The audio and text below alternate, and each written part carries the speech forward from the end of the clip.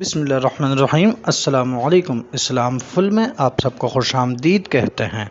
آج کا ہمارا موضوع کہ کیا صحابہ کرام رضوان اللہ تعالی علیہم اجمعین نے رسول اللہ صلی اللہ علیہ وسلم کی آمد کی خوشی اور جشن منایا یا نہیں؟ تو چلیے چلتے ہیں اس موضوع کی طرف۔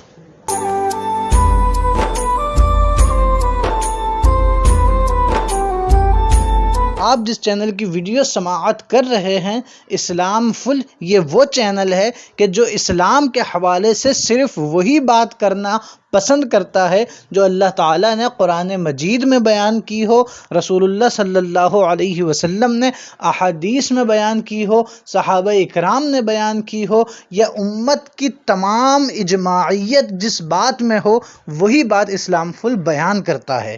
تو اس حوالے سے بھی اسلام فل کی یہی کوشش ہے کہ وہ بات بیان کرے کہ جو رسول اللہ صلی اللہ علیہ وسلم کی احادیث مبارکہ سے ثابت ہے، کیونکہ جب ربیع الاول کا یہ مبارک مہینہ آتا ہے تو مسلمانوں کی کثیر تعداد حضور اکرم صلی اللہ علیہ وسلم کا جشن عید میلاد النبی صلی اللہ علیہ وسلم بڑے دھوم دھام سے مناتی ہے، جس پر کچھ لوگوں کا یہ کہنا ہوتا ہے کہ کیا حضور اکرم صلی اللہ علیہ وسلم کی آمد کی خوشی اس طرح صحابہ اکرام نے منائی یا نہیں منائی؟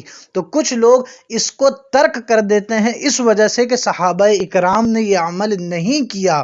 اب آ جائیں دیکھ لیتے ہیں احادیث طیبہ میں کہ کیا صحابہ اکرام نے رسول اللہ صلی اللہ علیہ وسلم کا میلاد النبی، حضور اکرم صلی اللہ علیہ وسلم کی آمد کی خوشی منائی یا نہیں منائی؟ تو احادیث طیبہ میں جب دیکھا گیا تو یہ بات روز روشن کی طرح واضح ہو گئی کہ جس طرح سے حضور اکرم صلی اللہ علیہ وسلم کی آمد کی خوشی، حضور کی ولادت کا جشن آج کے مسلمان منا رہے ہیں، اسی طرح بلکہ اس سے بھی بڑھ کر صحابہ اکرام حضور اکرم صلی اللہ علیہ وسلم کی آمد کا جشن مناتے تھے۔ اور آج کا مسلمان تو ایک سال بعد 12 ربیع الاول کے دن یہ جشن مناتا ہے، بلکہ صحابہ اکرام تو سال میں کئی بار رسول اللہ صلی اللہ علیہ وسلم کی آمد کا جشن مناتے تھے۔ اس سے یہ بات واضح طور پر ثابت ہو جاتی ہے کہ جو لوگ یہ اعتراض کرتے ہیں کہ یہ جشن یا یہ خوشی صحابہ اکرام نے نہیں منائی، ان لوگوں کا اعتراض بالکل باطل ہے۔ اس حوالے سے پہلی حدیث پاک ملاحظہ کریں۔ حدیث پاک حدیث کی سب سے معتبر کتب، افضل الکتب بعد کتاب اللہ کے درجے پر، یعنی قرآن کے بعد کائنات کی سب سے عظیم کتاب صحیح بخاری کی حدیث نمبر 3906، اس حدیث میں واضح طور پر حضور اکرم صلی اللہ علیہ وسلم کی آمد پر صحابہ اکرام کا جشن منانا، خوشی منانا دیکھا جا سکتا ہے۔ یہ حدیث کافی طویل ہے، مگر صرف وہ حصہ بیان کیا جاتا ہے جو ہمارے موضوع کے مطابق ہے۔ چنانچہ حدیث پاک صحیح بخاری شریف 3906 3906 حدیث پاک کہ جب حضور اکرم صلی اللہ علیہ وسلم مکے سے مدینے کی طرف ہجرت کی تو مدینے والوں کو اس ہجرت کی اطلاع ہو گئی کہ حضور اکرم صلی اللہ علیہ وسلم تشریف لانے والے ہیں، تو مدینہ منورہ کے تمام افراد، حدیث پاک کے لفظ ہیں کہ سب افراد روزانہ صبح مقام حرہ تک آتے اور حضور اکرم صلی اللہ علیہ وسلم کا انتظار کرتے، پھر دوپہر کو واپس چلے جاتے۔ ایک دن جب انتظار بڑا طویل ہو گیا تو سب لوگ آ گئے، مگر ایک شخص اپنی چھت پر کھڑا رہا۔ اس نے یہ دیکھا کہ رسول اللہ صلی اللہ علیہ وسلم اپنے ساتھیوں سمیت تشریف لا رہے ہیں۔ اس کا یہ دیکھنا تھا کہ وہ بے اختیار چلا اٹھا کہ اے عرب کے لوگوں، تمہارے یہ بزرگ، یہ سردار جن کا تمہیں انتظار تھا وہ آ گئے ہیں۔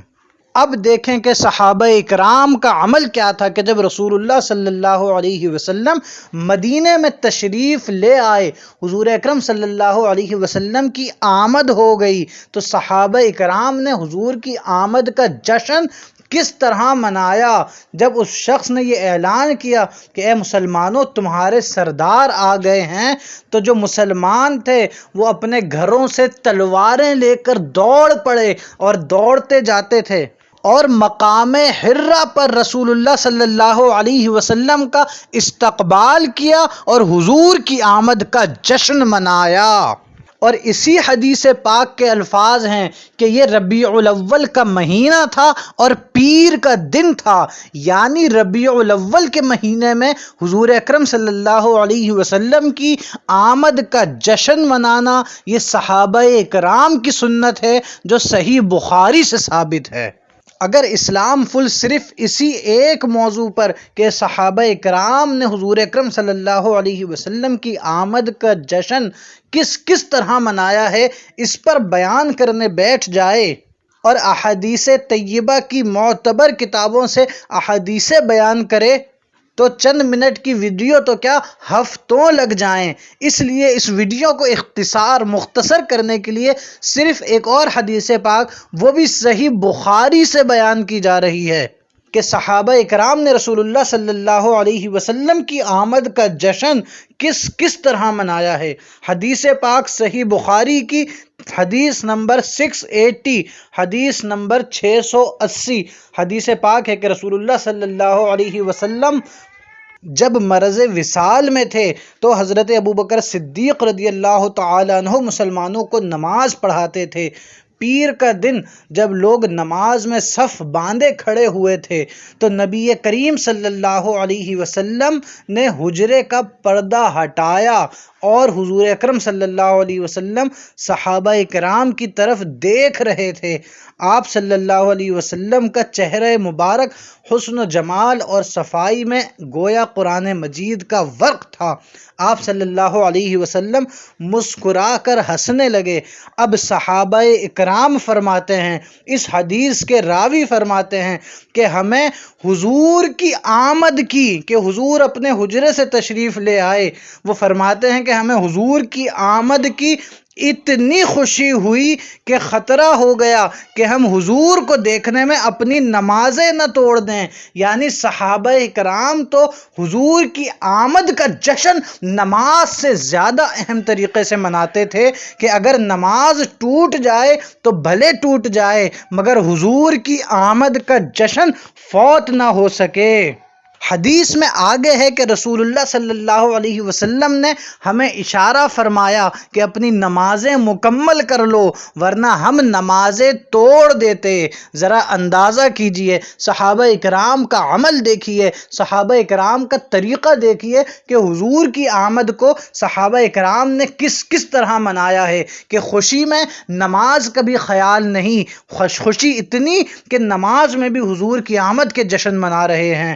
حضور مدینے تشریف لا رہے ہیں تو حضور کی آمد کے جشن منا رہے ہیں۔ احادیثیں تو کثیر موجود ہے مگر سب سے معتبر کتاب سے آپ کو 2 دلیلیں دے دی ہیں، صحیح بخاری سے بھی صحیح مسلم سے بھی۔